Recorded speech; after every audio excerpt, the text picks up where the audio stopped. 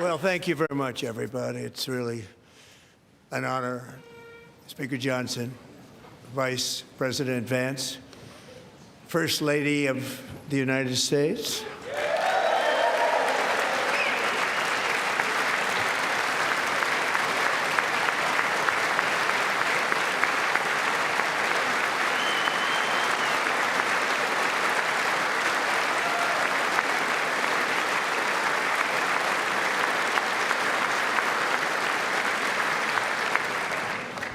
Second Lady of the United States.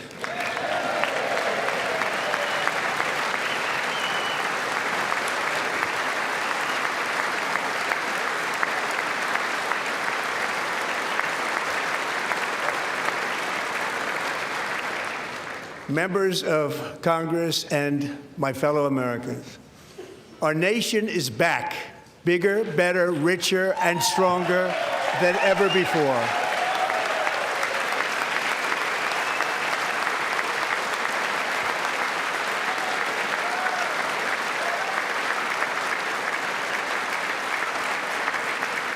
Less than 5 months from now, our country will celebrate an epic milestone in American history, the 250th anniversary of our glorious American independence. This July 4th, we will mark 2.5 centuries of liberty and triumph, progress and freedom in the most incredible and exceptional nation ever to exist on the face of the earth. And you've seen nothing yet. We're going to do better and better and better. This is the golden age of America.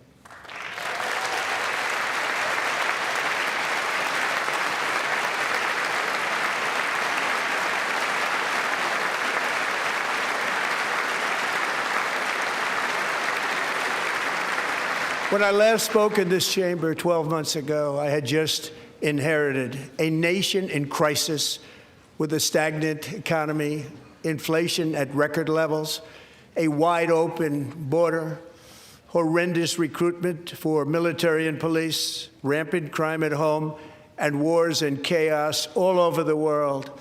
But tonight, after just 1 year, I can say with dignity and pride that we have achieved a transformation like no one has ever seen before, and a turnaround for the ages. It is indeed a turnaround for the ages.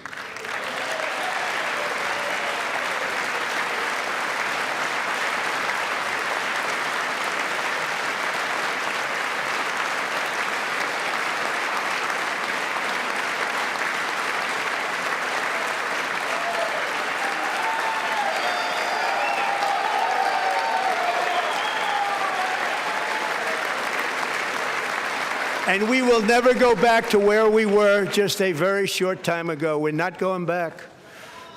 Today, our border is secure.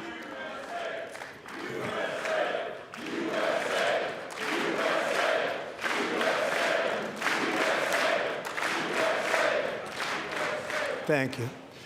Today, our border is secure. Our spirit is restored. Inflation is plummeting. Incomes are rising fast. The roaring economy is roaring like never before, and our enemies are scared. Our military and police are stacked, and America is respected again, perhaps like never before.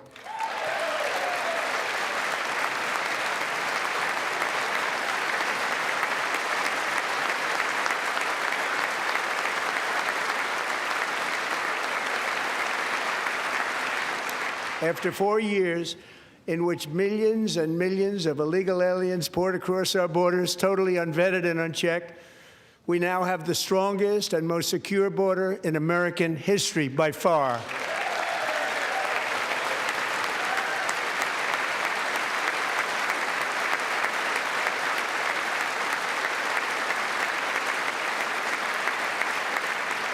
In the past 9 months, 0 illegal aliens have been admitted to the United States.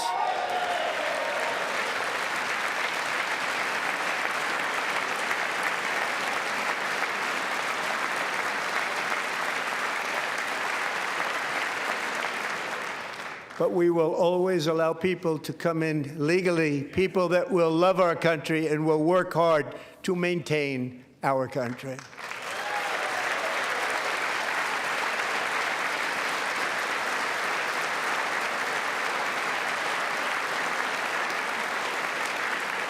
The flow of deadly fentanyl across our border is down by a record 56% in 1 year.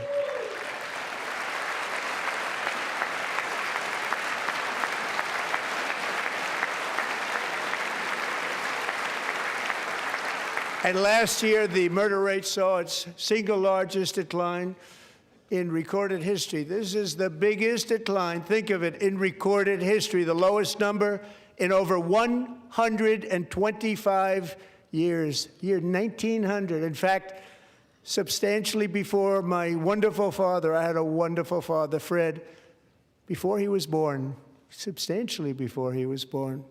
That's a long time ago. He wouldn't like me to say that, but that's a long time ago. The Biden administration and its allies in Congress gave us the worst inflation in the history of our country.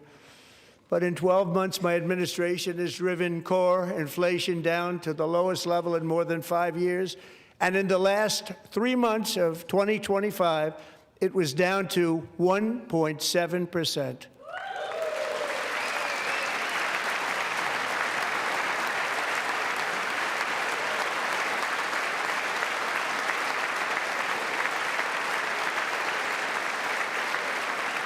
Gasoline, which reached a peak of over $6 a gallon in some states under my predecessor, it was quite honestly a disaster, is now below $2.30 a gallon in most states, and in some places, $1.99 a gallon. And when I visited the great state of Iowa just a few weeks ago, I even saw $1.85 a gallon for gasoline.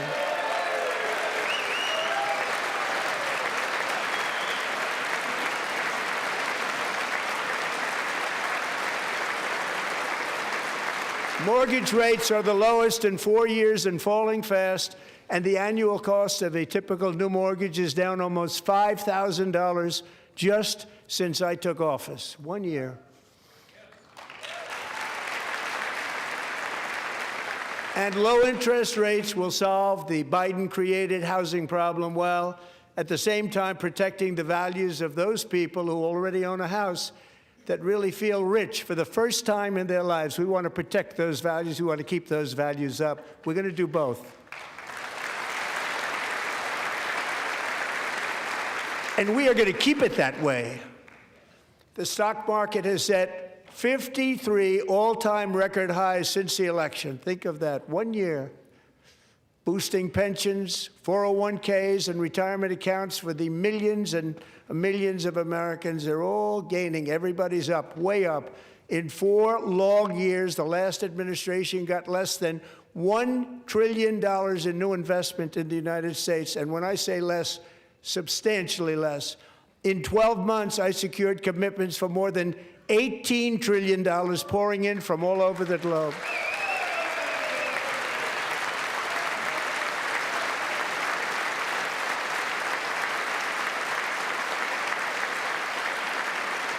Think of it, much less than $1 trillion for 4 years versus much more than $18 trillion for 1 year. What a difference a president makes.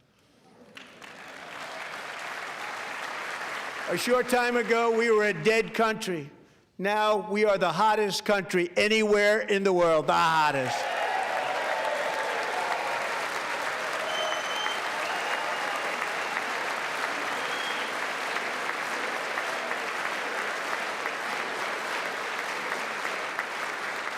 As thousands of new businesses are forming and factories, plants, and laboratories are being built, we have added 70,000 new construction jobs in just a very short period of time. It's getting bigger and bigger and stronger. Nobody can believe what they're watching. American oil production is up by more than 600,000 barrels a day, and we just received from our new friend and partner, Venezuela, more than 80 million barrels of oil.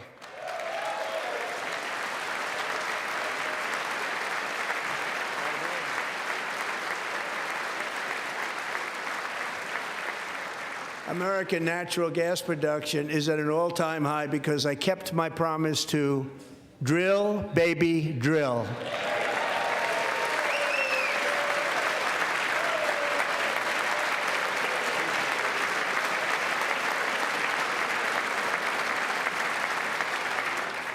More Americans are working today than at any time in the history of our country. Think about that. Any time in the history of our country, more working today. And 100% of all jobs created under my administration have been in the private sector.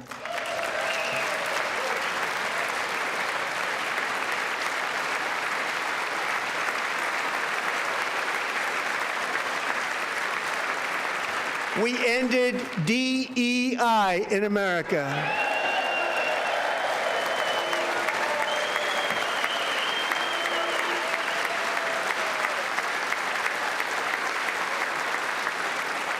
We cut a record number of job-killing regulations, and in 1 year we have lifted 2.4 million Americans, a record, off of food stamps.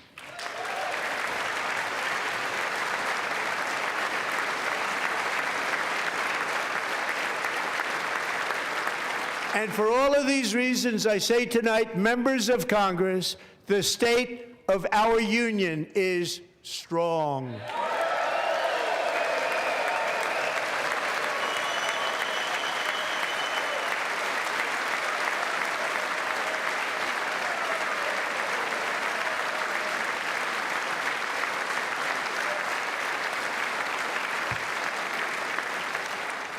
Our country is winning again. In fact, we're winning so much that we really don't know what to do about it. People are asking me, please, please, please, Mr. President, we're winning too much. We can't take it anymore. We're not used to winning in our country. Until you came along, we're just always losing, but now we're winning too much. And I say, no, no, no, you're going to win again. You're going to win big. You're going to win bigger than ever. And to prove that point, here with us tonight is a group of winners who just made the entire nation proud. The men's gold medal Olympic hockey team. Come on in.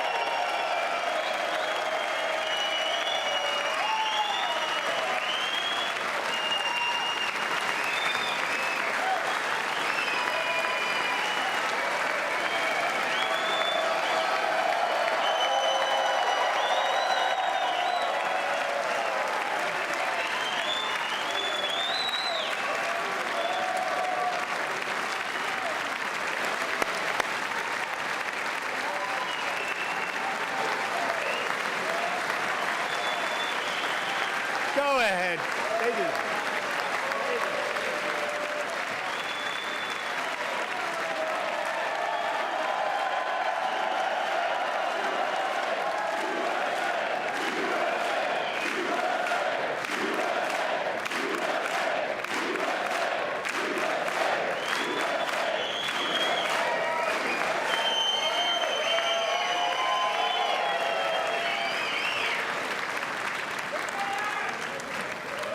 That's the first time I've ever seen them get up. And actually, not all of them did get up. But they beat a fantastic Canadian team in overtime, as everybody saw, as did the American women who will soon be coming to the White House.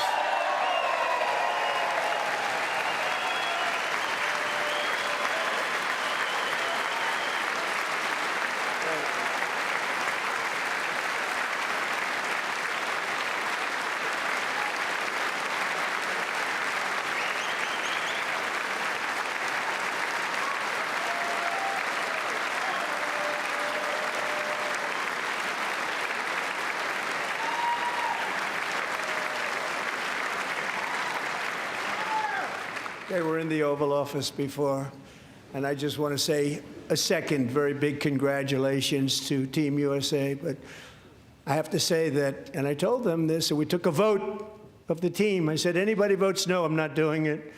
So they stood there, and they weren't about to say no, because I've never seen a goaltender play as well as goalie Connor Hellebuck.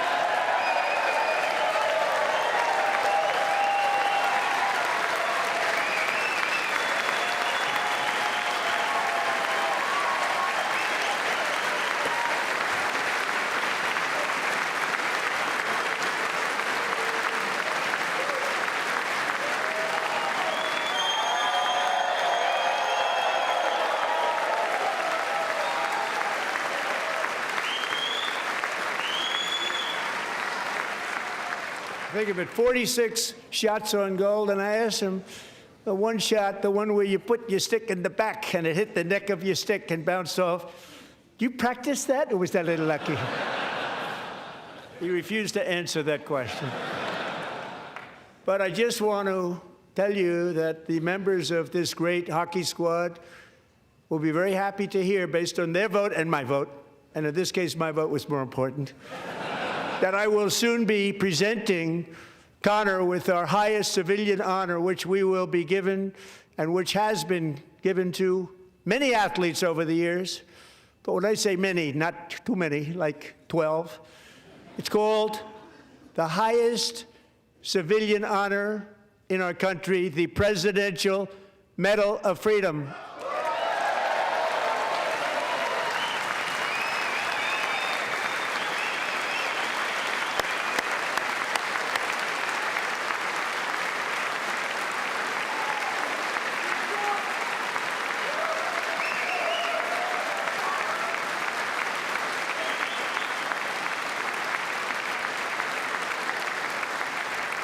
Great athletes have gotten that, very great, the best, and I thought he deserved it. And I did take a vote, every single one of them. I said, I'm not giving it if anybody goes no, and every single one of them rapidly put up their hand. So I want to thank you all. What a special job you did. What special champions you are. Thank you very much.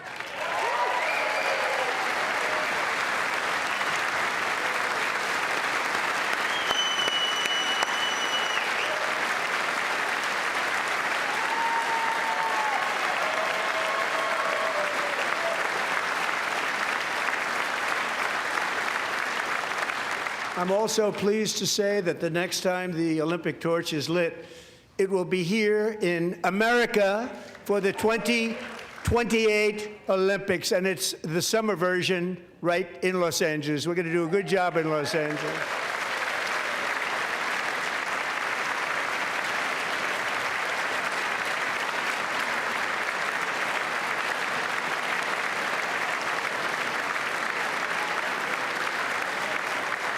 And Los Angeles is going to be safe, just like Washington, D.C. is now one of the safest cities in the country.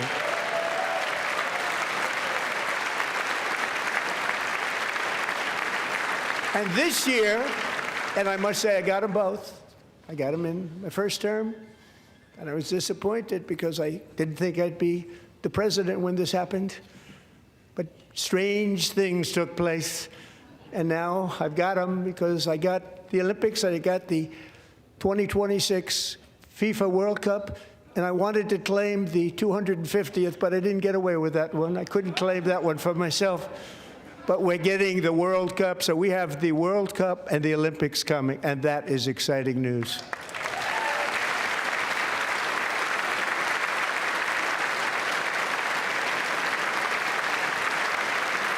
So this will be a year to celebrate our country and the heroes who have kept it free. Men like Buddy Taggart. At age 17, Buddy volunteered to defend America in World War II, serving in the Pacific under the great General Douglas MacArthur. He fought bravely in the famous Battle of Manila, worked so hard. He was badly wounded and almost killed by enemy machine guns in Luzon. And 81 years ago this month, he liberated the largest internment camp in the Philippines, one of the largest anywhere in the world. But he earned many honors, including a Purple Heart and a Bronze Star, came home, started a family, and tonight he is in the gallery looking forward to July 4th, 2026, his 100th birthday.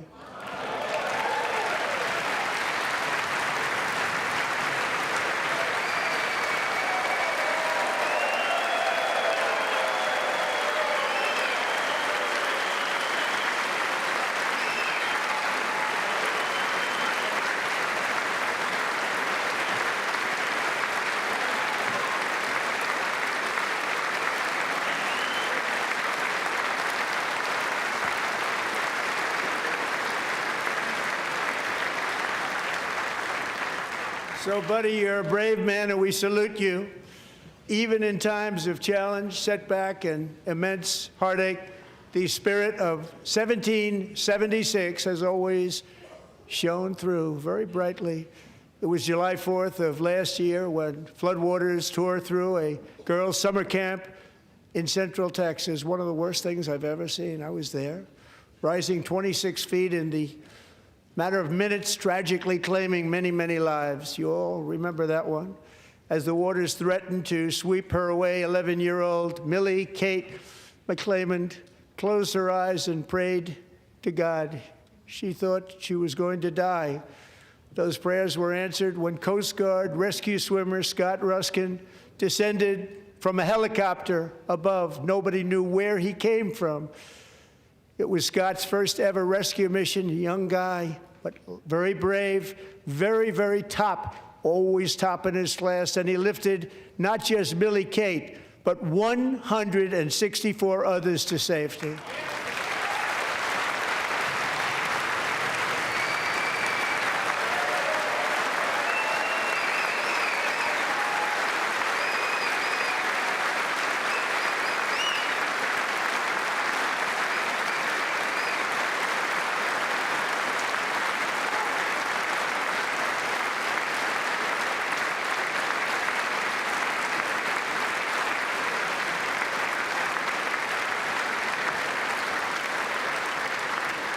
People watched Scott from a distance, and they couldn't believe what they were seeing. The winds were blowing, the rain was pouring, everything was going, and that rapid water, nobody's ever seen anything like it. They said, wow, that's something. Tonight, Scott and Millie Kate are here together, reunited for the very first time. Thank you, Scott, Millie Kate.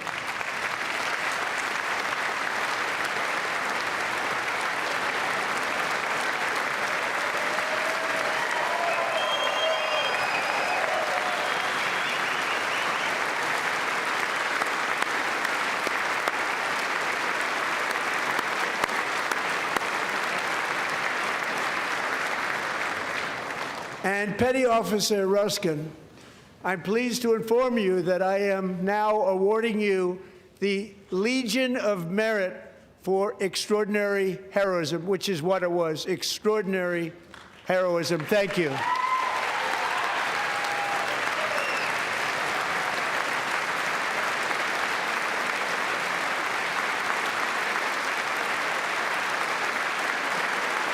And I'd like to have the military aide to please come down and take care of the service. Military aide, thank you very much. Take care of that very important service. Thank you very much.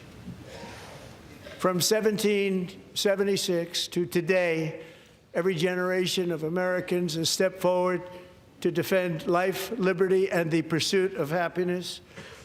And they're really doing it for the next generation. But now it's our turn. Together, we're building a nation where every child has the chance to reach higher and go further, where government answers to the people, not the powerful, and where the interests of hardworking American citizens are always our first and ultimate concern. That is the debt we owe to the heroes who came before us, and that is the promise we must keep to America for our 250th year.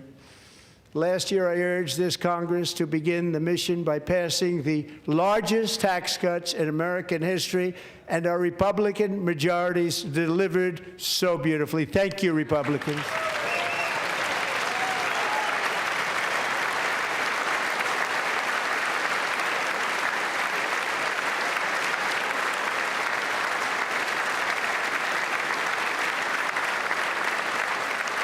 All Democrats, every single one of them, voted against these really important and very necessary massive tax cuts.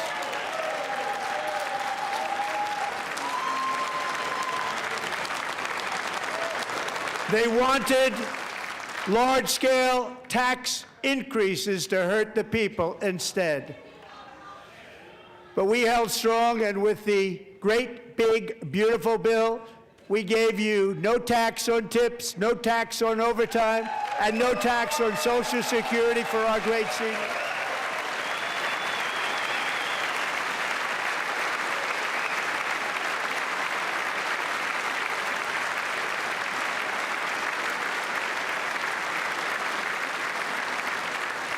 And we also made interest on auto loans tax deductible the first time, but only if the car is made in America.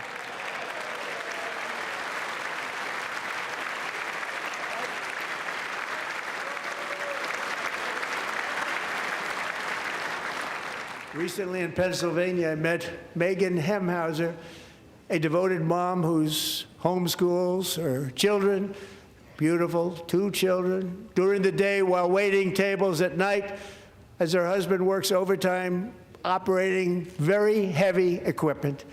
Megan is here this evening, and she's happy to tell you that she is so much richer because with no tax on tips, no tax on overtime, and our expanded child tax credit done again by Republicans, Megan and her husband will take home more than $5,000 extra just for the year, cutting her tax bill in more than half.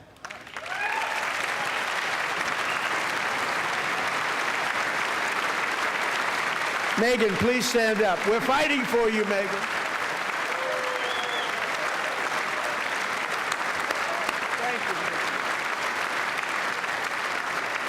Thank you, Megan.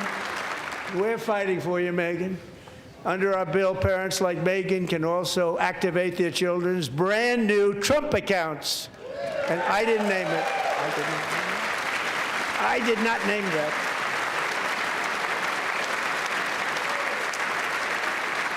Nobody believes me, but I did not name it. It was named by a very tall man sitting right there in the third row. Nice man, a good man. Tax-free investment accounts for every American child. This is something that's so special and has taken off and gone through the roof. Millions will be pre-funded courtesy of the U.S. Treasury and private individuals like Michael and Susan Dell, who have donated $6,250 million to fund the Trump accounts for 25 million American children. They're great people.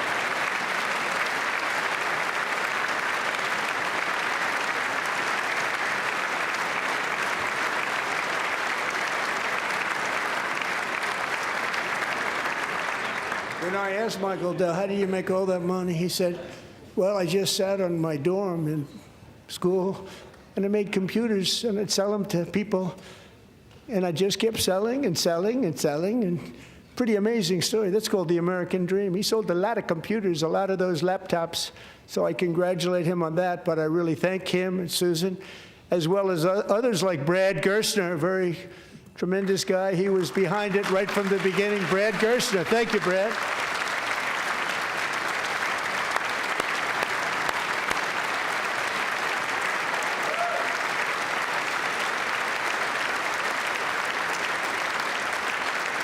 So with modest additional contributions, these young people's accounts could grow to over $100,000 or more by the time they turn 18. Think of it, how much money is that for somebody that started with nothing?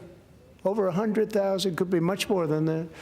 To make this investment in our children's future, go to trumpaccounts.gov, trumpaccounts.gov. And a lot of people are doing it. It's setting every record in the book. It's popular. They knew what it was going to take. I'm so proud of them. I'm so proud of the people that got it started. And now it's just taken off. One of the primary reasons for our country's stunning economic turnaround, the biggest in history, where the Dow Jones broke 50,000 4 years ahead of schedule, and the S&P hit 7,000, where it wasn't supposed to do it for many years, were tariffs. I used these tariffs, took in hundreds of billions of dollars to make great deals for our country, both economically and on a national security basis. Everything was working well. Countries that were ripping us off for decades are now paying us hundreds of billions of dollars. They were ripping us so badly, you all know that. Everybody knows it. Even the Democrats know it. They just don't want to say it. And yet these countries are now happy, and so are we. We made deals. The deals are all done. And they're happy. They're not making money like they used to, but we're making a lot of money. There was no inflation, tremendous growth, and the big story was how Donald Trump called the economy correctly and 22 Nobel Prize winners in economics didn't. They got it totally wrong. They got it really wrong. And then just 4 days ago, an unfortunate ruling from the United States Supreme Court. It just came down. It came down. Very unfortunate ruling. But the good news is that almost all countries and corporations want to keep the deal that they already made, right, Scott?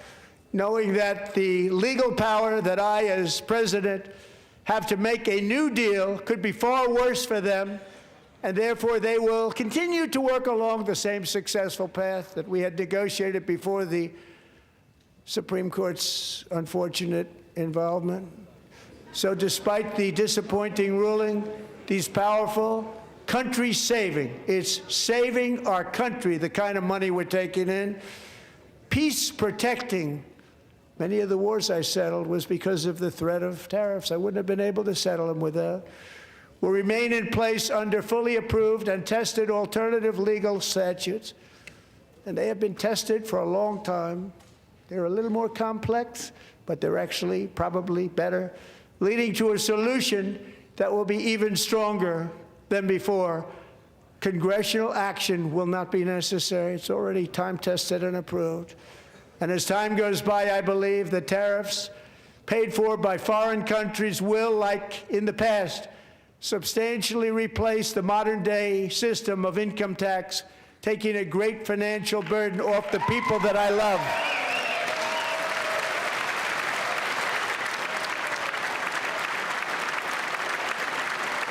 Right?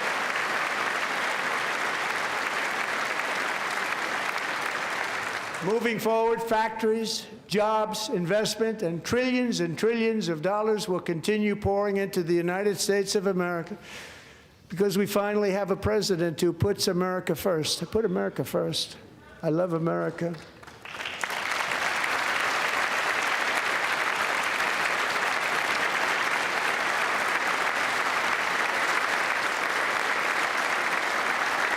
For decades before I came along, we had the exact opposite.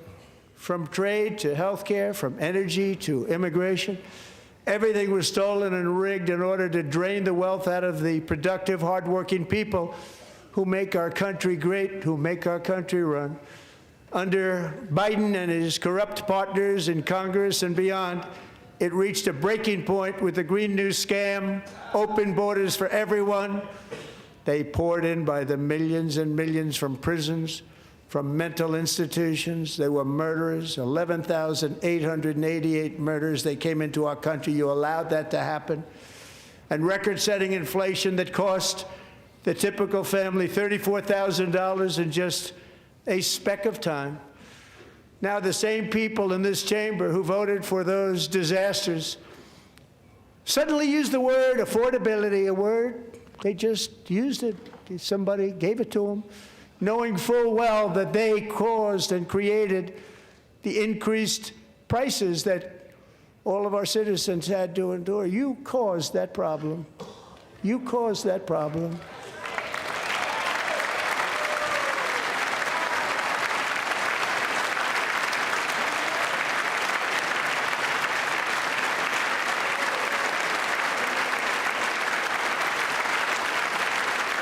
They knew their statements were a lie. They knew it. They knew their statements were a dirty, rotten lie. Their policies created the high prices. Our policies are rapidly ending them. We are doing really well. Those prices are plummeting downward.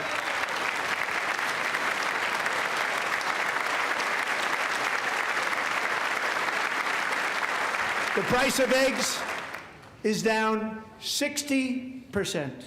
Madam Secretary, thank you. The cost of chicken, butter, fruit, hotels, automobiles, rent is lower today than when I took office by a lot. And even beef, which was very high, is starting to come down significantly. Just hold on a little while. We're getting it down. And soon you will see numbers that few people would think were possible to achieve just a short time ago. Nobody can believe when they see the kind of numbers, and especially energy, when they see energy going down to numbers like that, they cannot believe it. It's like another big tax cut. I'm also confronting one of the biggest ripoffs of our times, the crushing cost of health care caused by you. Since the passage of the Unaffordable Care Act, sometimes referred to as Obamacare, big insurance companies have gotten rich. It was meant for the insurance companies, not for the people. With our government giving them hundreds and hundreds of billions of dollars a year as their stock prices soared 1,000, 1,200, 1,400, and even 1,700%, like nothing else. That's why I introduced the great health care plan. I want to stop all payments to big insurance companies and instead give that money directly to the people so they can buy their own health care, which will be better health care at a much lower cost.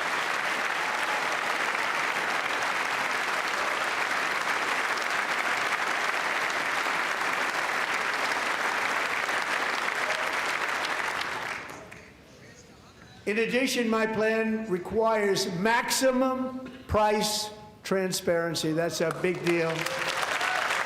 Sounds so simple, so big.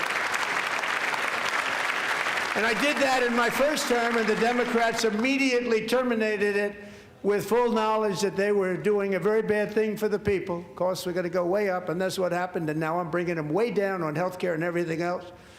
I'm also ending the wildly inflated cost of prescription drugs like has never happened before.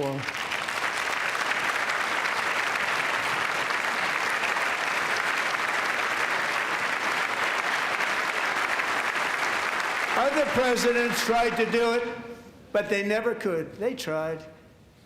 Most didn't try, actually. But they tried. They said they tried. They couldn't do it. They didn't even come close. They were all talk and no action, but I got it done.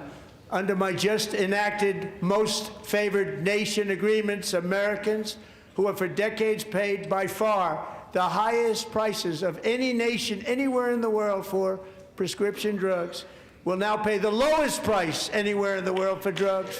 Anywhere, the lowest price.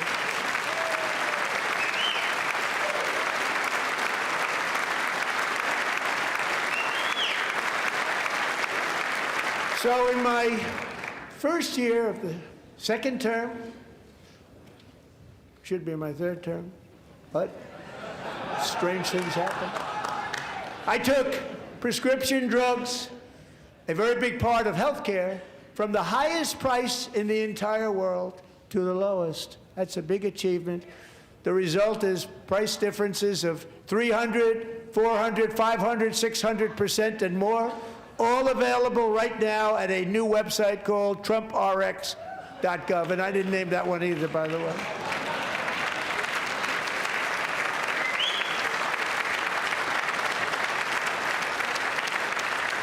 And here tonight is the very first customer ever to get that big discount, and it is big, Catherine Rayner. For 5 years, she and her husband have struggled with infertility, and they turned to IVF.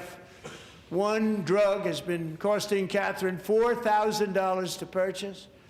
But a few weeks ago, she logged onto the TrumpRx website and got that same drug that cost $4,000, got it for under $500, a reduction of much more, actually, than $3,500. Catherine, we are all praying for you, and you're going to be a great mom.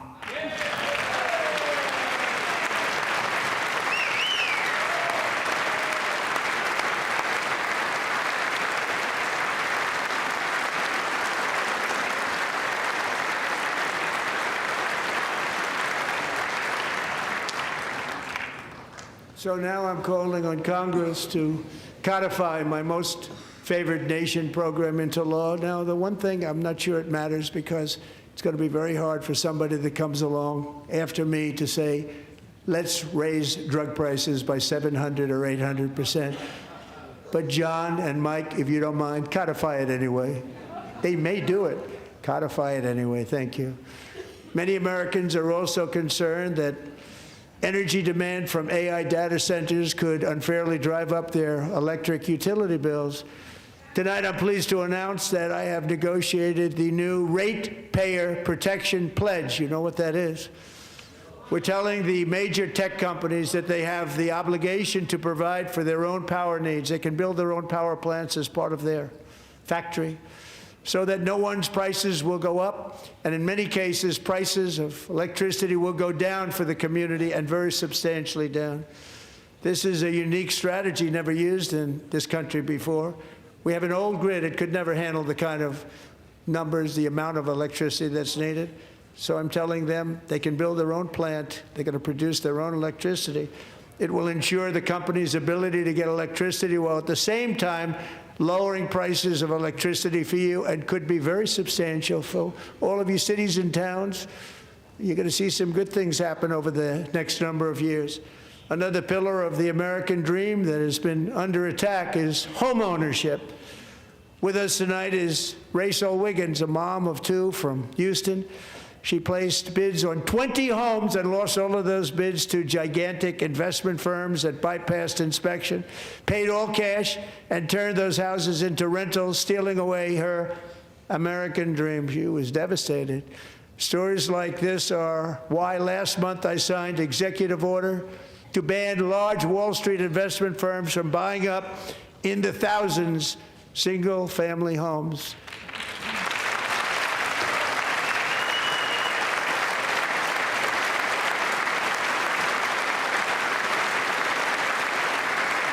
And now I'm asking Congress to make that ban permanent, because homes for people, really, that's what we want. We want homes for people, not for corporations. Corporations are doing just fine. Rachel, thank you very much. Good luck with your home. You'll get one soon.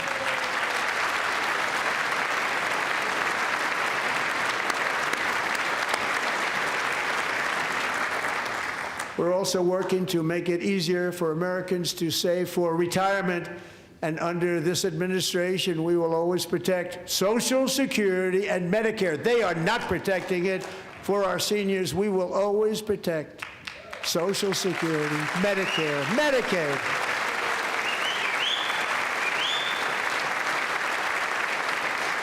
Since I took office, the typical 401k balance is up by at least $30,000. That's a lot of money. We have millions and millions of people, because the stock market has done so well, setting all those records.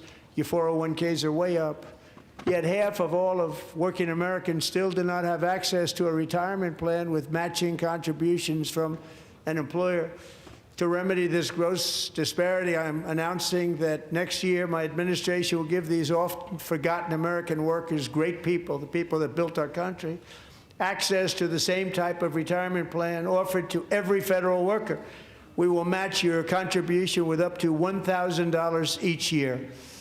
As we ensure that all Americans can profit from a rising stock market, let's also ensure that members of Congress cannot corruptly profit from using insider information.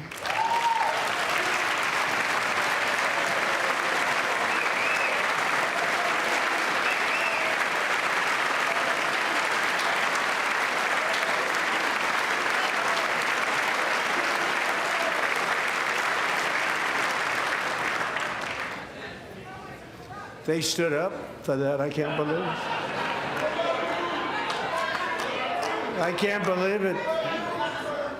Did Nancy Pelosi stand up if she's here? Doubt it. Pass the Stop Insider Trading Act without delay.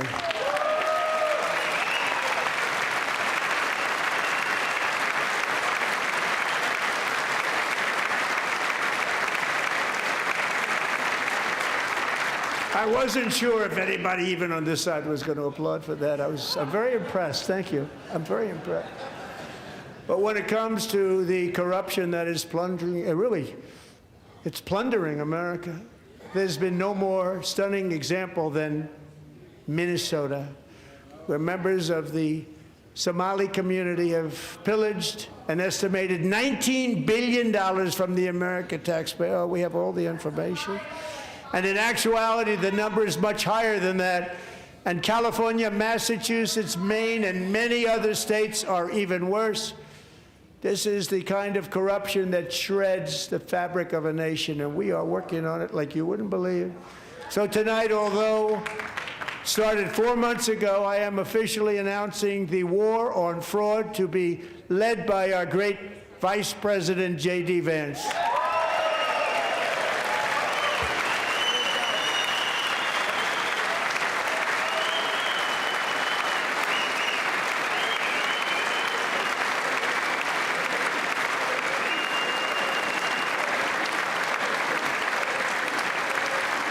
We'll get it done. And if we're able to find enough of that fraud, we will actually have a balanced budget overnight. It'll go very quickly. That's the kind of money you're talking about. We'll balance our budget. The Somali pirates who ransacked Minnesota remind us that there are large parts of the world where bribery, corruption, and lawlessness are the norm, not the exception. Importing these cultures through unrestricted immigration and open borders brings those problems right here to the USA. And it is the American people who pay the price in higher medical bills, car insurance rates, rent, taxes, and perhaps most importantly, crime. We will take care of this problem. We're going to take care of this problem. We are not playing games. Delilah.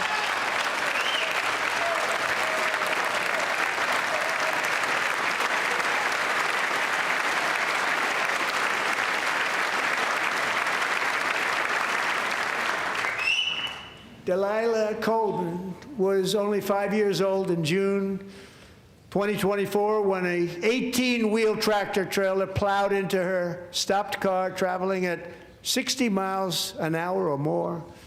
The driver was an illegal alien let in by Joe Biden and given a commercial driver's license by open borders politicians in California.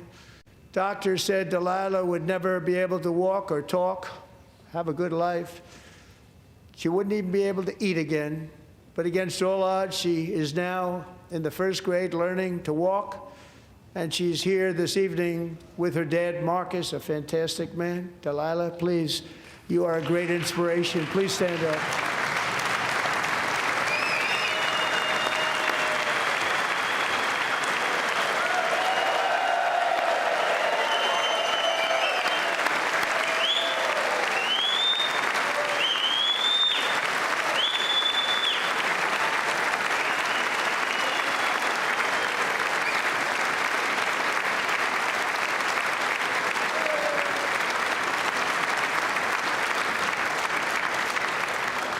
Thank you, Delilah. Many, if not most, illegal aliens do not speak English and cannot read even the most basic road signs as to direction, speed, danger, or location. That's why tonight I'm calling on Congress to pass what we will call the Delilah Law, barring any state from granting commercial driver's licenses to illegal aliens.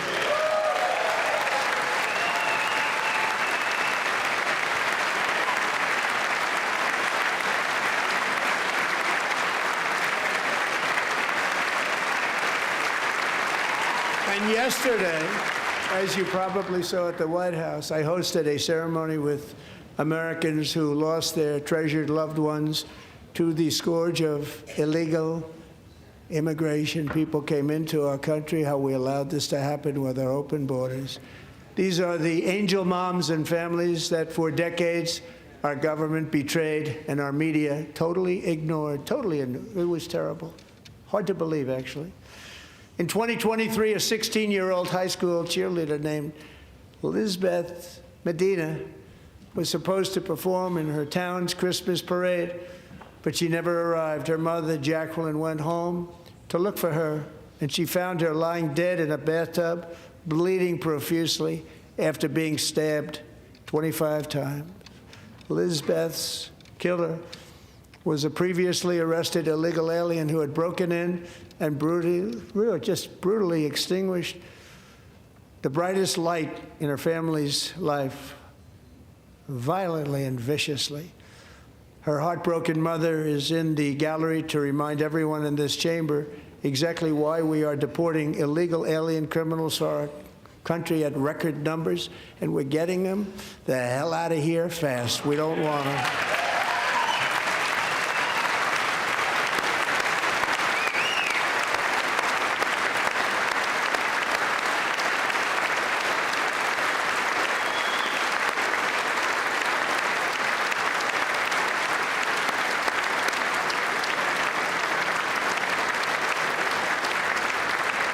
Thank you very much, Jacqueline. Thank you. We can never forget that many in this room not only allowed the border invasion to happen before I got involved, but indeed they would do it all over again if they ever had the chance. If they ever got elected, they would open up those borders to some of the worst criminals anywhere in the world. The only thing standing between Americans and a wide open border right now is President Donald J. Trump and our great Republican patriots in Congress. Thank you. Thank you.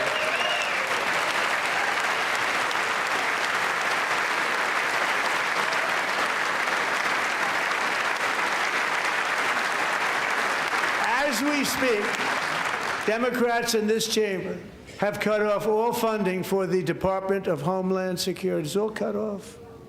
It's all cut off. They have instituted another Democrat shutdown, the first one costing us 2 points on GDP. 2 points we lost on GDP, which probably made them quite happy, actually. Now they have closed the agency responsible for protecting Americans from terrorists and murderers. Tonight I'm demanding the full and immediate restoration of all funding for the border security, Homeland Security of the United States, and also for helping people clean up their snow. We have no money because of the Democrats, and it would be nice. We'd love to give you a hand at cleaning it up, but you gave no money. Nobody's getting paid. It's a shame. So you have to think about it. We have, in case you didn't know, a pretty large snowstorm out there. One of the great things about the State of the Union is how it gives Americans the chance to see clearly what their representatives really believe. So tonight I'm inviting every legislator to join with my administration in reaffirming a fundamental principle. If you agree with this statement, then stand up and show your support. The first duty of the American government is to protect American citizens, not illegal aliens.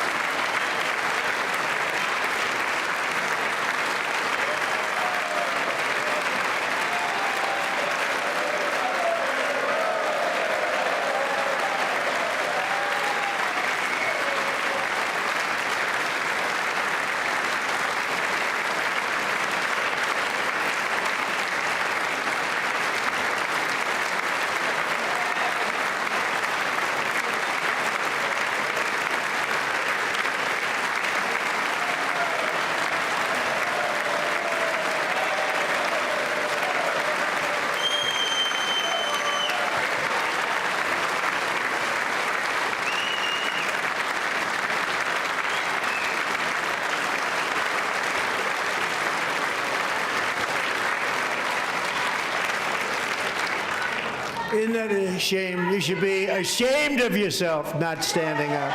You should be ashamed of yourself.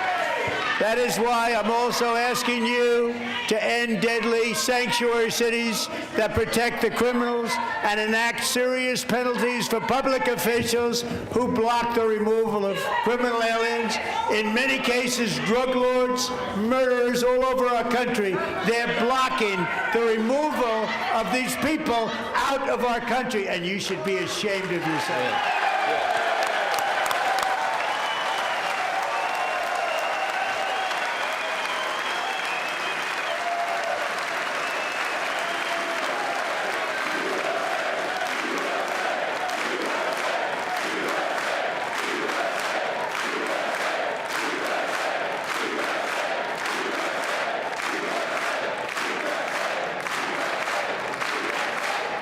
perhaps most importantly, I'm asking you to approve the Save America Act,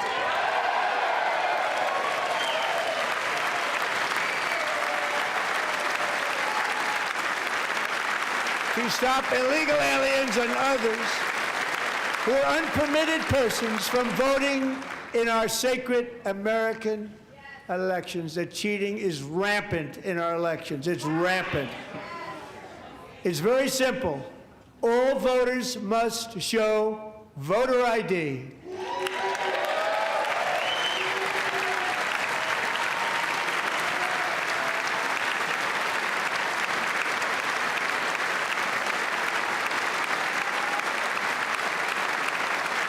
All voters must show proof of citizenship in order to vote.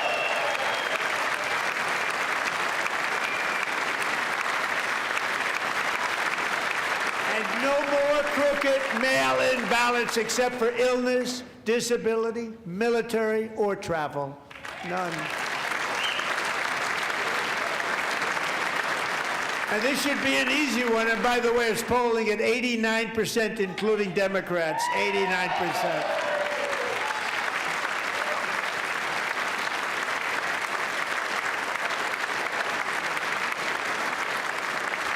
And even the new communist mayor of New York City, I think he's a nice guy, actually. Speak to him a lot.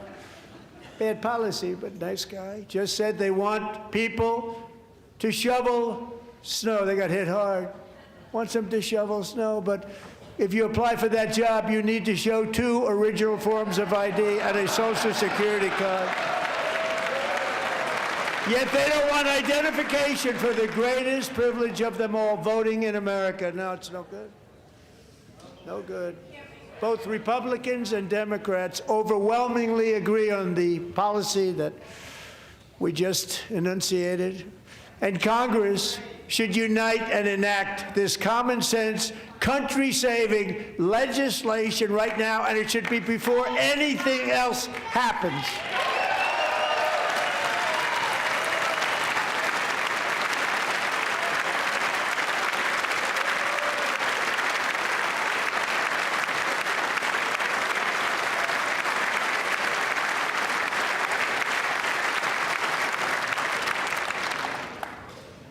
And the reason they don't want to do it, why would anybody not want voter ID? One reason, because they want to cheat. There's only one reason.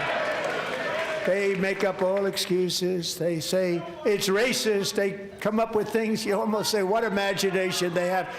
They want to cheat. They have cheated. And their policy is so bad that the only way they can get elected is to cheat. And we're going to stop it. We have to stop it, John.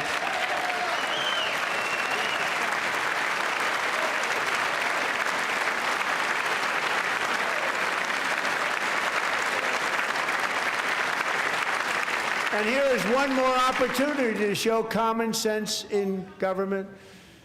In the gallery tonight are Sage Blair and her mother, Michelle.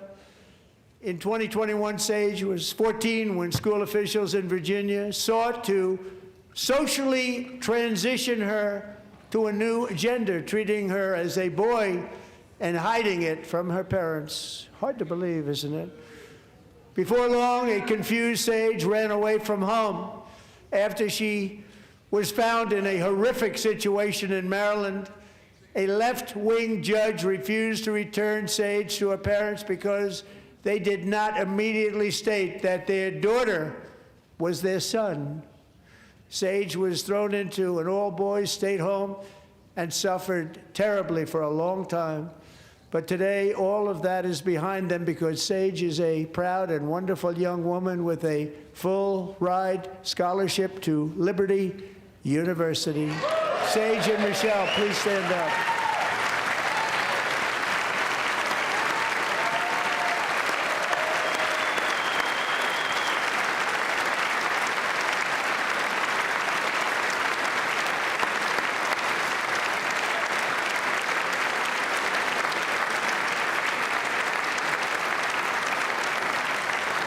And thank you for your great bravery. And who can believe that we're even speaking about things like this? 15 years ago, if somebody was up here and said that, they'd say, what's wrong with him? But now we have to say it because it's going on all over numerous states without even telling the parents. But surely we can all agree no state can be allowed to rip children from their parents' arms and transition them to a new gender against the parents' will. Who would believe that we're even talking about this? We must ban it, and we must ban it immediately.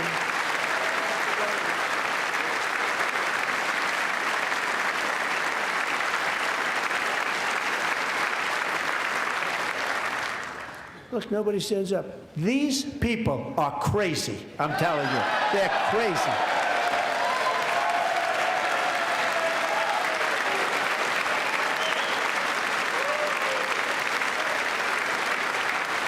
Amazing.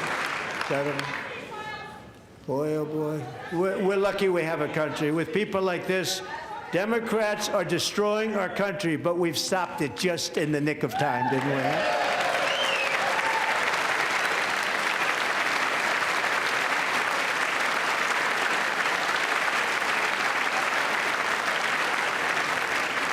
No one cares more about protecting America's youth than our wonderful First Lady, now a movie star. She's a movie star. Can you believe it?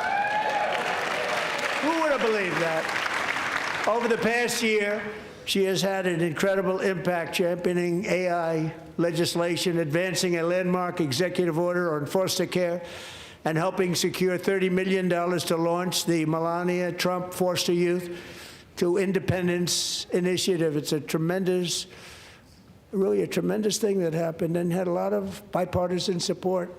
She gets much better bipartisan support than I do. I get none. She gets a lot.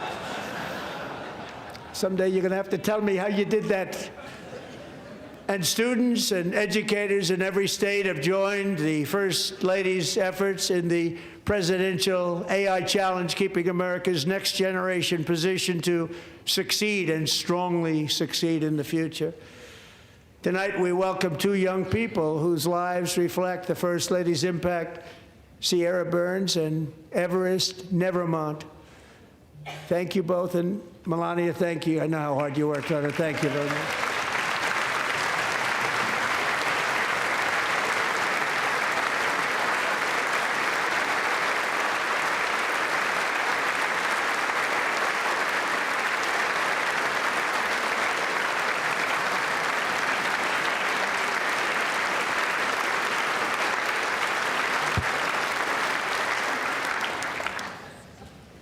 I'm very proud to say that during my time in office, both the first 4 years and in particular this last year, there has been a tremendous renewal in religion, faith, Christianity, and belief in God. Tremendous renewal.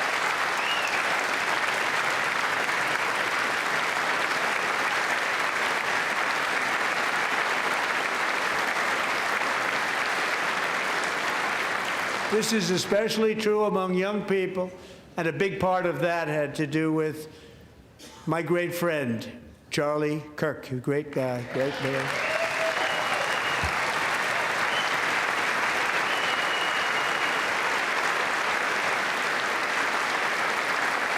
So last year, Charlie was violently murdered by an assassin and martyred, really martyred for his beliefs. His wonderful wife, Erica, is with us tonight. Erica, please stand.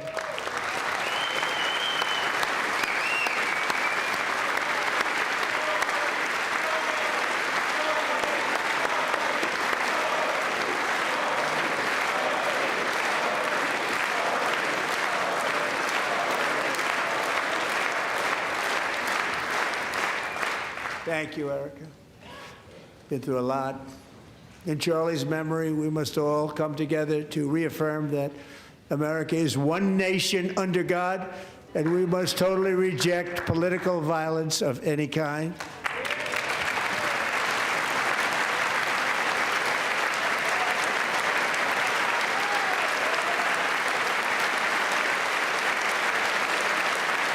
We love religion, and we love bringing it back. And it's coming back at levels that nobody actually thought possible. It's really a beautiful thing to see. Above all, unleashing America's promise requires keeping our communities safe.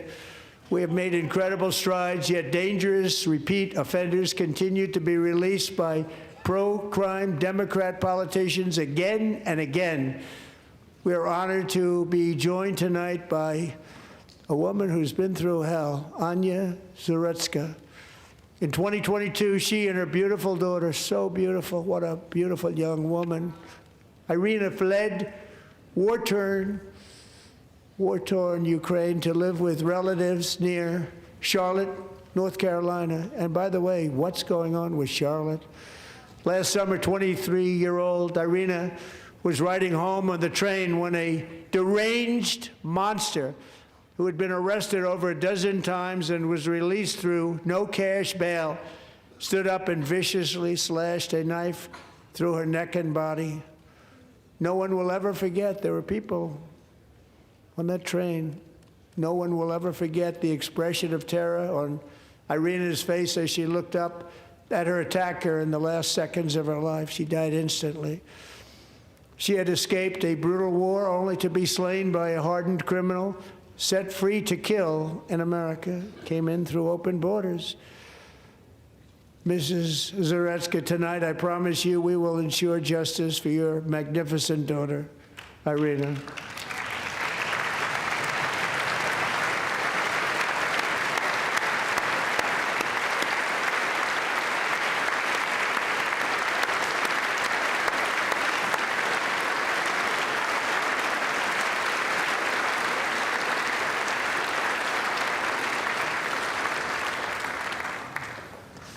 How do you not stand? How do you not stand? I'm asking this Congress to pass tough legislation to ensure that violent and dangerous repeat offenders are put behind bars, and importantly, that they stay there.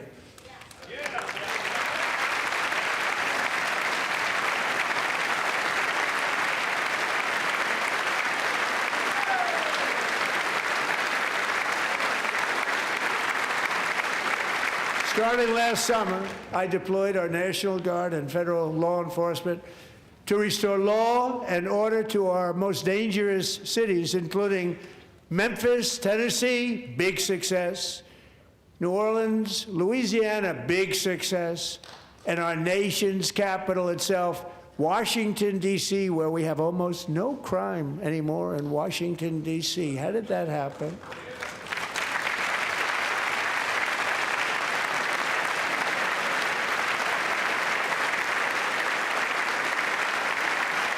In fact, crime in Washington is now at the lowest level ever recorded, and murders in D.C. this January were down close to 100% from a year ago.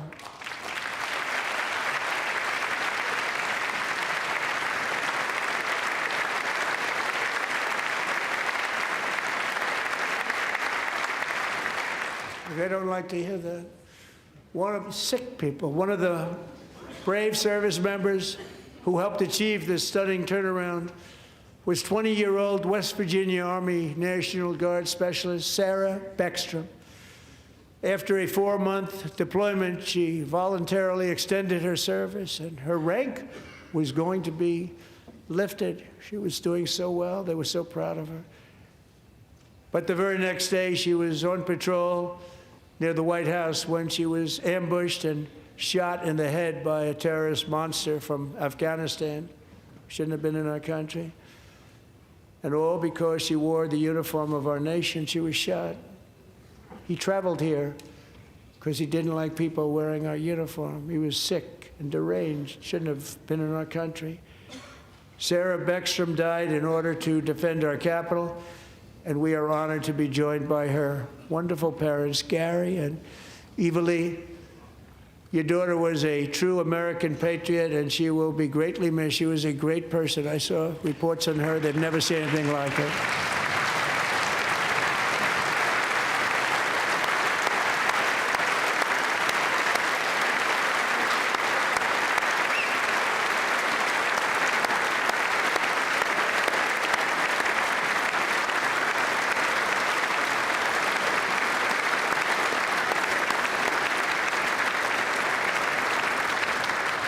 So sorry. Thank you very much.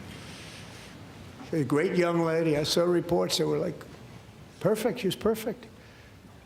Serving alongside Sarah that day was Staff Sergeant Andrew Wolf. The terrorist shot Andrew in the head, and no one thought he could possibly make it. The two of them, Sarah and Andrew, both shot violently in the head. Neither was expected to make it. They weren't even given a chance, except his wonderful mother, named Melody, who I spoke to the same night, and she was so positive. The doctors thought that Andrew was gone, but his mother said, no, Mr. President, Andrew will be fine. He's going to make it. I've never seen anything like it. I mean, he was given almost no chance. She said, I have no doubt, sir, he's going to be okay. This was a conversation that I had with her that night, with her son laying helplessly in bed, blood all over. Everybody is praying, she said, sir, he will be okay. The doctors didn't understand what she was saying, and after looking at the results of the damage done, neither did I. She was so strong and conclusive that even Andrew's great father felt she didn't really understand the gravity of the situation. But she turned out to be right. Right, Melody? She turned out to be right.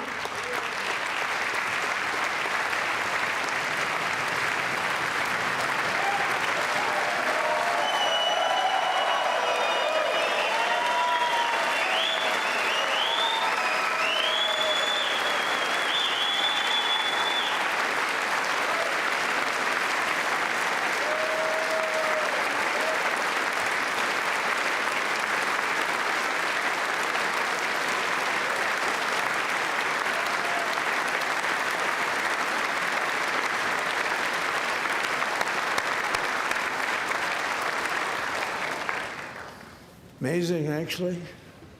I said, where does this woman come from? She's the most positive person I've ever met.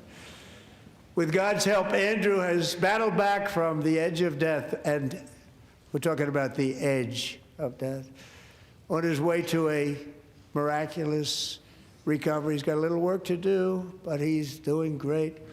Nice to see you. He's a good-looking guy. Nice to see you. Thanks, Andrew. Thank you very much.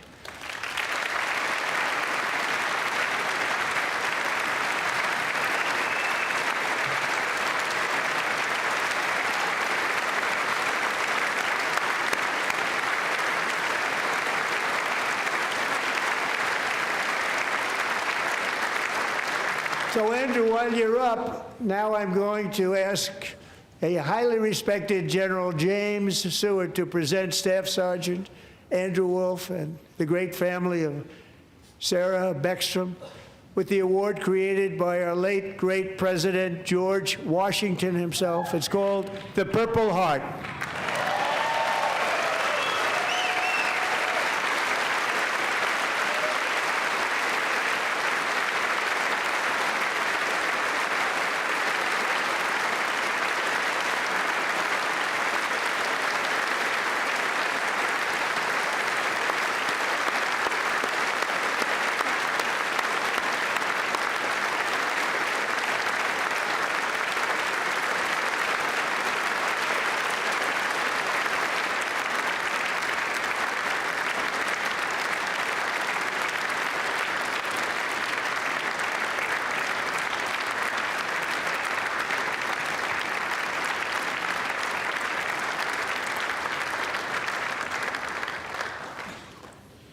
We love you all.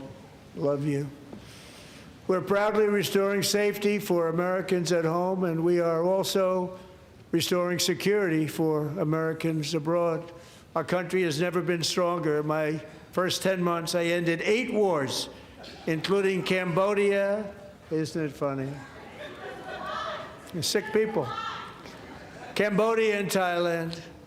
Pakistan and India would have been a nuclear war. 35 million people said the Prime Minister of Pakistan would have died if it were not for my involvement. Kosovo and Serbia, Israel and Iran, Egypt and Ethiopia, Armenia and Azerbaijan, the Congo and Rwanda, and of course the war in Gaza, which proceeds at a very low level. It's just about there. And I want to thank Steve Witkoff and Jared Kushner for your help. Thank you, Steve. Thank you, Jared.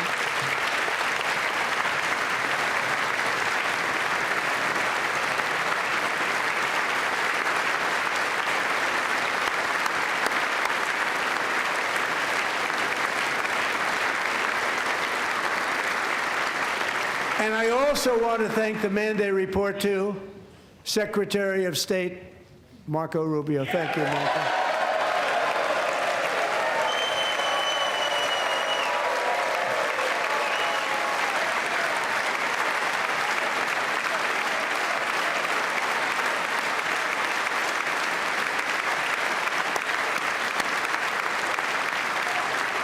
People don't like you.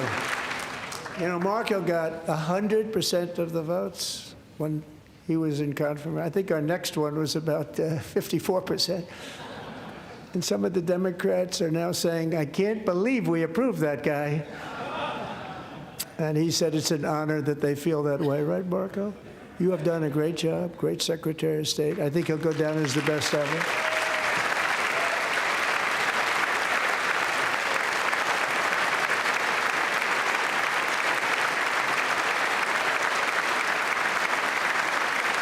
Under the ceasefire I negotiated, every single hostage, both living and dead, has been returned home. Can you believe that?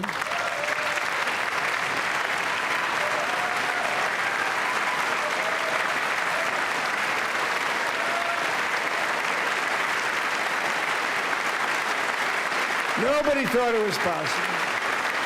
Nobody thought that was possible. Both living and dead, and those parents who had a dead son, their boy, they'd always tell me their boy, they wanted him as much as though he were living. It was an amazing period of time. And they came back, and when we got all of the living hostages back, and many, many before them, but I always said those last 20 are going to be very tough, but we got many, many more, hundreds. But I said those last 20 are going to be tough. We got them back. But we only got back 14 or 15 of the dead, of the 28. And believe it or not, Hamas worked along with Israel, and they dug and they dug and they dug. It's a tough thing to do, going through bodies all over, passing up 100 bodies sometimes for each one that they found. Tough job. And they finally got it back to 27. And then Steve and Jared, they got it back to 28. They found all 28. Nobody thought that was possible, but we did it. And I remember the family of the 28th. They were so grieved, but they were so happy as it's possible to be. They had their boy back. The mother said, "Sir, we have our boy back." What a period of time that was, but we got them all back. So thank you both very much. Great job.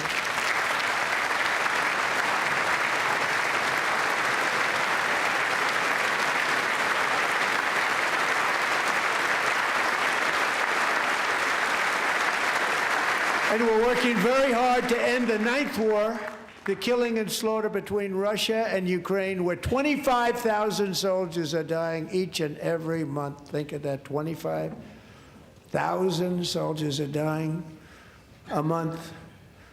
A war which would have never happened if I were president, would have never happened. As president, I will make peace wherever I can, but I will never hesitate to confront threats to America wherever we must. That's why in a breakthrough operation last June, the United States military obliterated Iran's nuclear weapons program with an attack on Iranian soil known as Operation Midnight Hammer.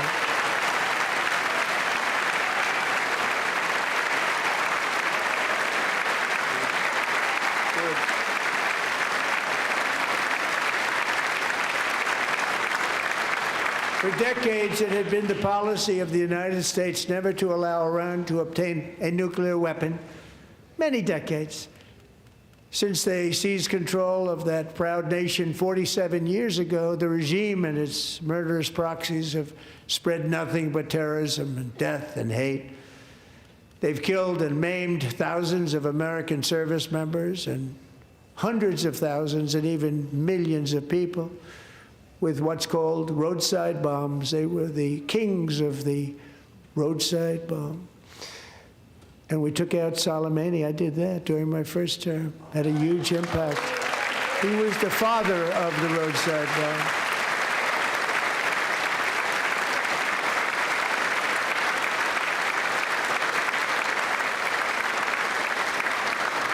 And just over the last couple of months with the protests, they've killed at least, it looks like, 32,000 protests. 32,000 protesters in their own country. They shot them and hung them. We stopped them from hanging a lot of them with the threat of serious violence. But this is some terrible people. They've already developed missiles that can threaten Europe and our bases overseas, and they're working to build missiles that will soon reach the United States of America. After Midnight Hammer, they were warned to make no future attempts to rebuild their weapons program, and in particular, nuclear weapons. Yet they continue. They're starting it all over. We wiped it out, and they want to start all over again, and are at this moment again pursuing their sinister ambitions. We are in negotiations with them. They want to make a deal, but we haven't heard those secret words. We will never have a nuclear weapon. My preference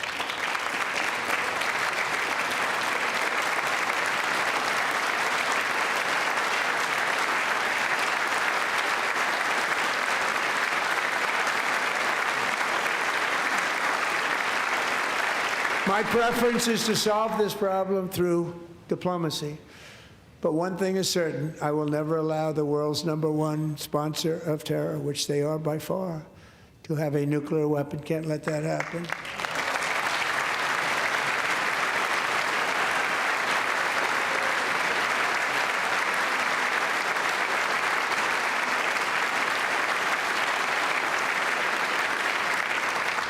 And no nation should ever doubt America's resolve.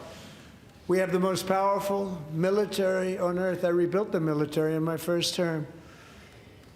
We're going to continue to do so.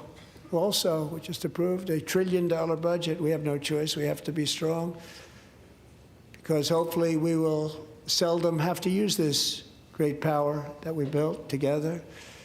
It's really called peace through strength, and it's been very, very effective.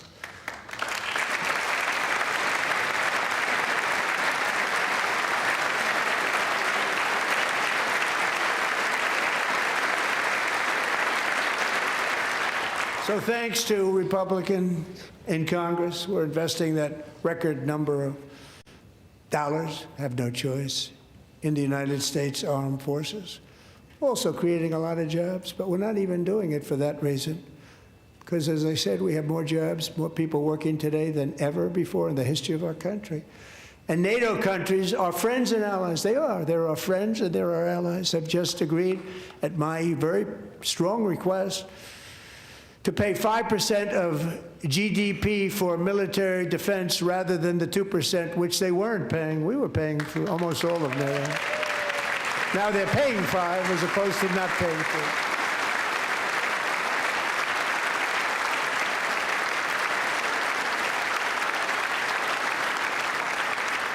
And getting that 5% was something which everyone said would never be done, could not happen. We got it really easily with one meeting. And big difference between 2% that's not paid. We were paying the freight of many of them. Very few were paid up. Now 5%, then they're paid. And everything we send over to Ukraine is sent through NATO, and they pay us in full. They pay us totally in full. Every branch of our armed forces is setting records for recruitment. This is so exciting. And every service member recently.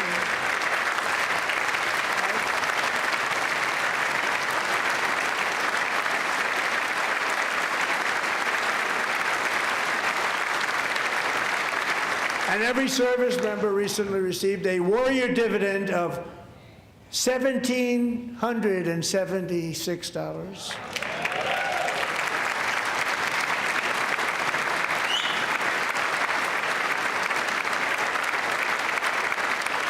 You know, they put it on my desk. We got the money from tariffs and other things, a lot of money we have. We have much more money than people understand.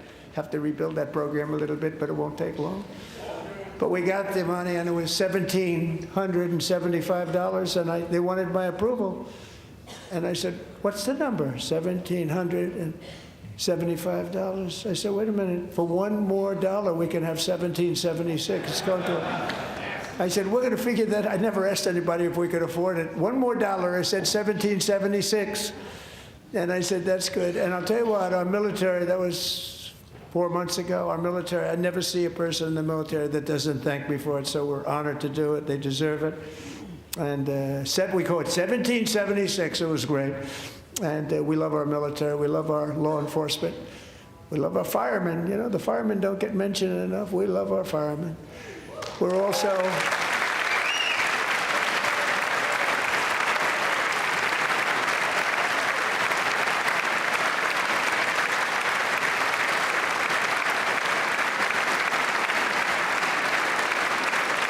We're also restoring American security and dominance in the Western Hemisphere, acting to secure our national interests and defend our country from violence, drugs, terrorism, and foreign interference. For years, large swaths of territory in our region, including large parts of Mexico, really large parts of Mexico, have been controlled by murderous drug cartels.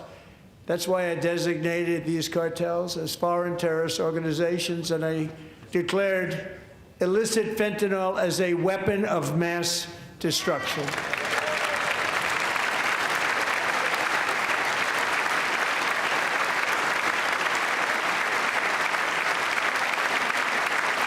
And with our new military campaign, we have stopped record amounts of drugs coming into our country and virtually stopped it completely coming in by water or sea. You probably noticed that. We very seriously damaged their fishing industry also. Nobody wants to go fishing anymore. We've also taken down one of the most sinister cartel kingpins of all. You saw that yesterday.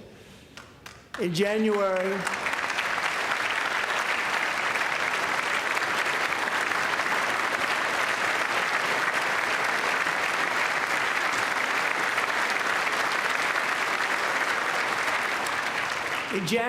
elite American warriors carried out one of the most complex, spectacular feats of military competence and power in world history. No one's seen anything like it. Foreign leaders, I won't tell you who, called me and they said, very impressive, very good.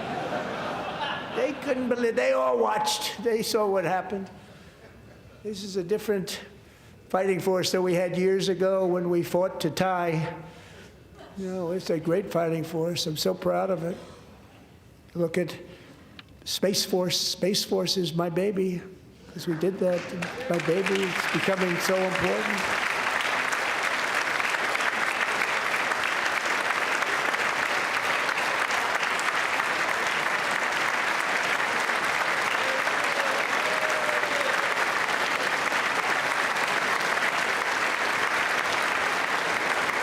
And America's armed forces overwhelmed all defenses and utterly defeated an enemy, good fighters, to end the reign of outlaw dictator Nicolas Maduro and bring him to face American justice.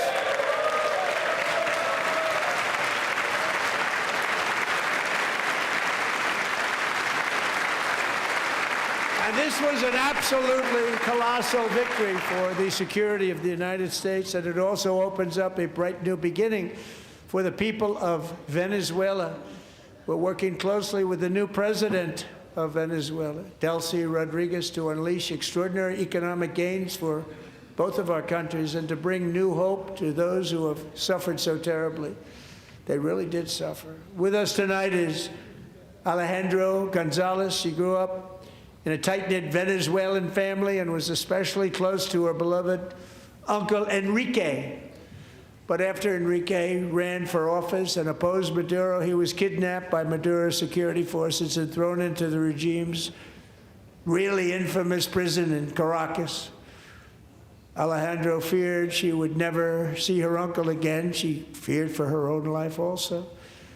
But since the raid, we have worked with the new leadership, and they have ordered the closure of that vile prison and released hundreds of political prisoners already, with more to come.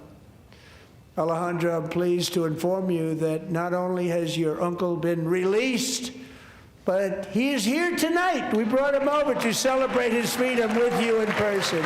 Enrique, please come down.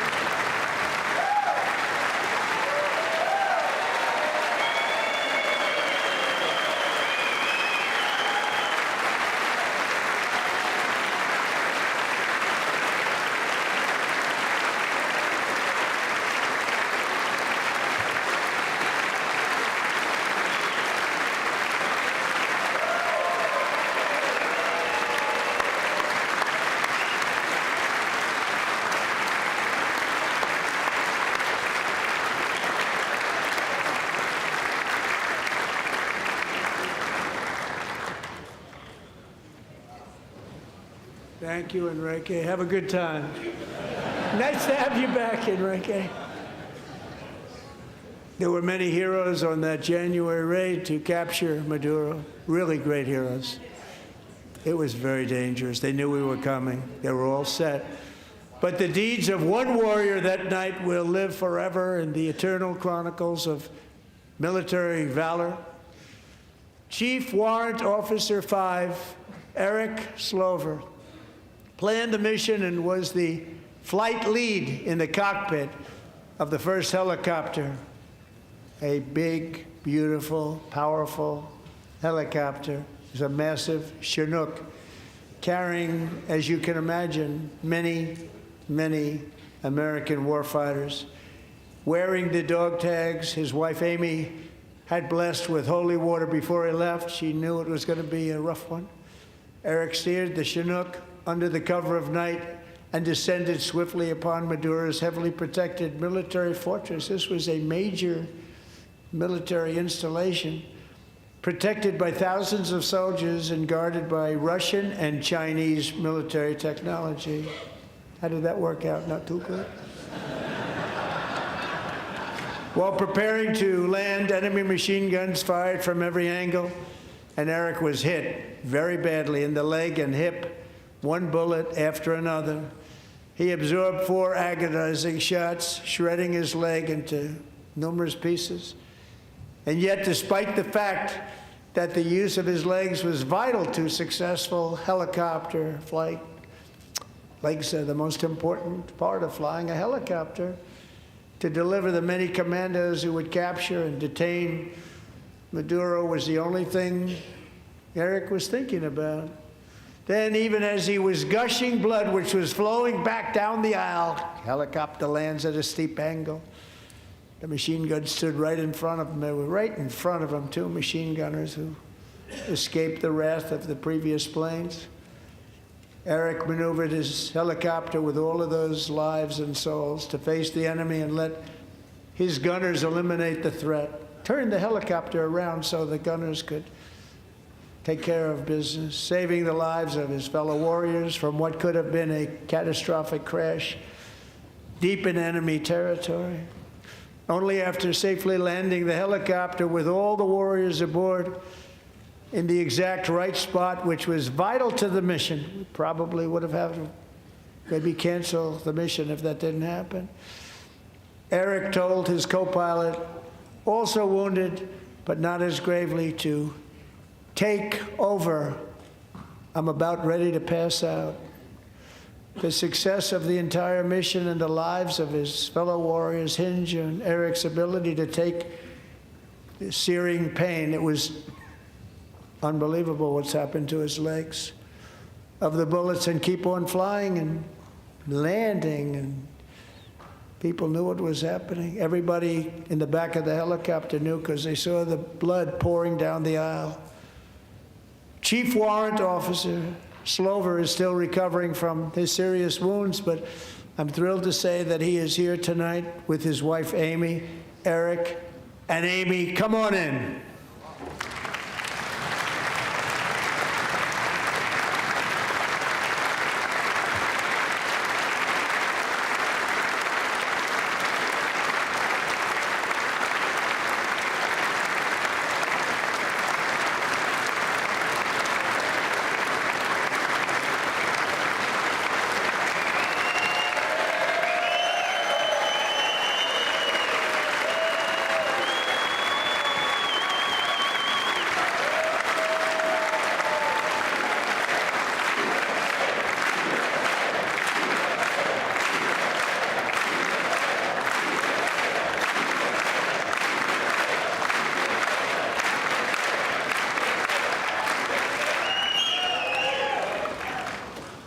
So we have a surprise for Eric and Amy. In recognition of Eric's actions above and beyond the call of duty, I would now like to ask General Jonathan Braga to present Chief Warrant Officer Slover with our nation's highest military award, the Congressional Medal of Honor.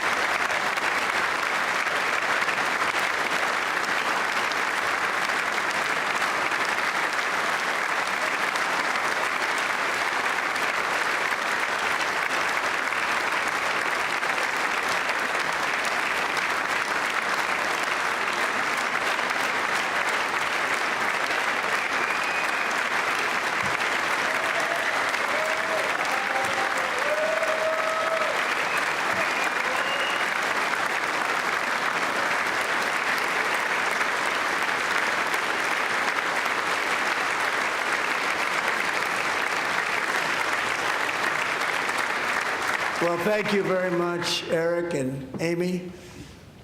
Great to get to know you. I met with them and with a lot of their fellow warriors at Fort Bragg recently.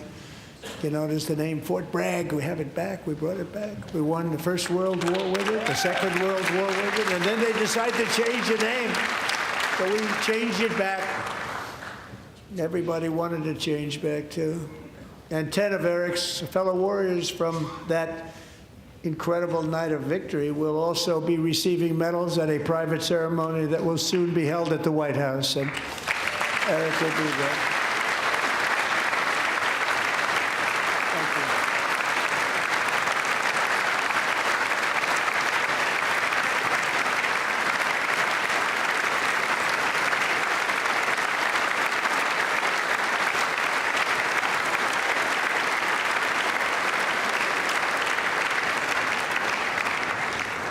Thank you, Eric. That's a big one. Tonight we've celebrated many truly extraordinary American patriots, but there is one last living legend to honor before we go. He is one more heroic American aviator, Navy fighter pilot. Royce Williams served in World War II, Korea, Vietnam, flying more than 220 missions. In the skies over Korea in 1952, Royce was in the dogfight of a lifetime, legendary dogfight. Flying through blizzard conditions, his squadron was ambushed by 7 Soviet fighter planes. It was his first aerial combat of the war, and despite being massively outnumbered and outgunned, Royce led the takedown of 4 enemy jets and almost destroyed the others, vanquishing his adversaries while taking 263 bullets to his own plane and being seriously hurt. His story was secret for over 50 years. He didn't even want to tell his wife, but the legend grew and grew. But tonight, at 100 years old, this brave Navy captain is finally getting the recognition he deserves. He was a legend long before this evening. Royce, please stand up, and I will ask the First Lady of the United States to present Captain Royce Williams with his Congressional Medal of Honor.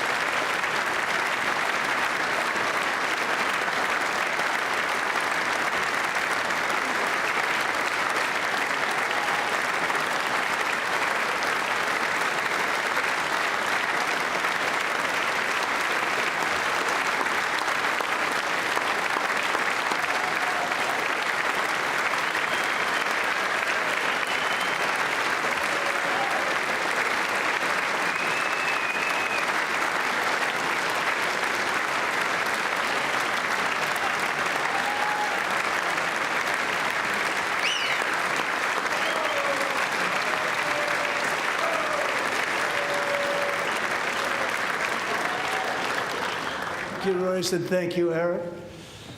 I've always wanted the Congressional Medal of Honor, but I was informed I'm not allowed to give it to myself, and I wouldn't know why I'd be taking it, but if they ever open up that law, I will be there with you someday.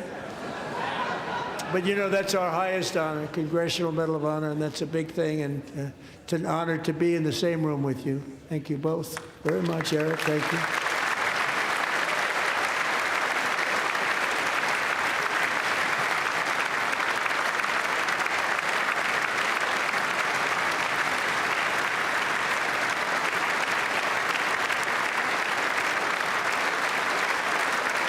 Thank you. 250 years is a long time in the life of a nation, but in another sense, it's really a mere moment in the eye of history.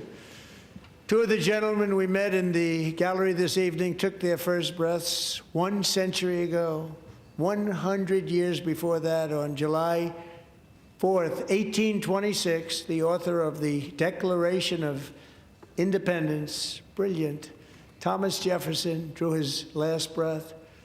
Just a single long human lifespan separates the giants who declared and won our independence from the heroes who stand among us tonight. Everything our nation has done, everything we have achieved, has been the work of those few great lifetimes. In those brief chapters, Americans built this nation from 13 humble colonies into the pinnacle of human civilization and human freedom, the strongest, wealthiest, most powerful, most successful nation in all of history. Americans ventured out across the daunting and dangerous continent. We carved paths through an unforgiving wilderness, settled a boundless frontier, and tamed the beautiful but very, very dangerous Wild West. From empty marshes and wide open plains, we raised up the world's greatest cities. Together, we mastered the world's mightiest industries and shattered history's monstrous tyrannies. And we liberated millions from the chains of fascism, communism, oppression, and terror. Americans lifted humanity into the skies on the wings of aluminum and steel.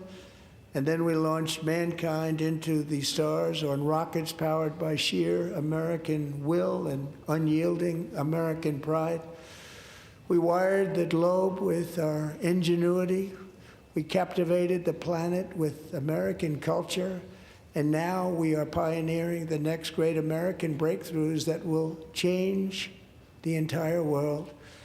All of this and so much more is the enduring legacy, unmatched glory of the hardworking patriots who built and defended this country and who still carry the hopes and freedoms on all of humanity's backs. For years they were forgotten, betrayed, and cast aside, but that great betrayal is over and they will never be forgotten again, because when the world needs courage, daring, vision, and inspiration, it is still turning to America. And when God needs a nation to work his miracles, he knows exactly who to ask. There is no challenge Americans cannot overcome, no frontier too vast for us to conquer, no dream too bold for us to chase, no horizon too distant for us to claim. For our destiny is written by the hand of providence, and these first 250 years were just the beginning. From the rugged border towns of Texas to the heartland villages of Michigan, from the sun-kissed shores of Florida to the endless fields of the Dakotas, and from the historic streets of Philadelphia to right here in our nation's capital, Washington, D.C., the golden age of America is upon us. The revolution that began in 1776 has not ended. It still continues because the flame of liberty and independence still burns in the heart of every American patriot. And our future will be bigger, better, brighter, bolder, and more glorious than ever before. Thank you, God bless you, and God bless America.